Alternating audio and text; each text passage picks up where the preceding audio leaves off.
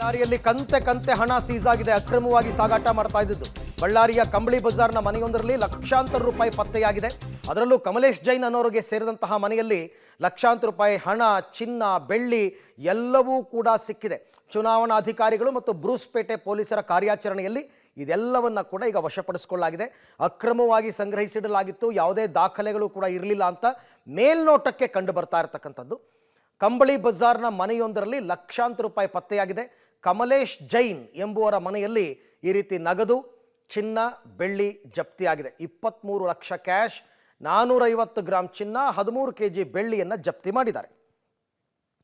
ಈ ಬಗ್ಗೆ ಮತ್ತಷ್ಟು ಮಾಹಿತಿ ನಮ್ಮ ಬಳ್ಳಾರಿ ಪ್ರತಿನಿಧಿ ನವೀನ್ ಅವರಿಂದ ಪಡ್ಕೊಳ್ಳೋಣ. ಎಸ್ ನವೀನ್, ಈ ಕಮಲೇಶ್ ಜೈನ್ ಯಾರು, ಯಾವಾಗ ಈ ರೀತಿ ದಾಳಿ ನಡೀತು, ಏನಿದೆ ಇದ್ರ ಬಗ್ಗೆ ಅಪ್ಡೇಟ್ಸ್?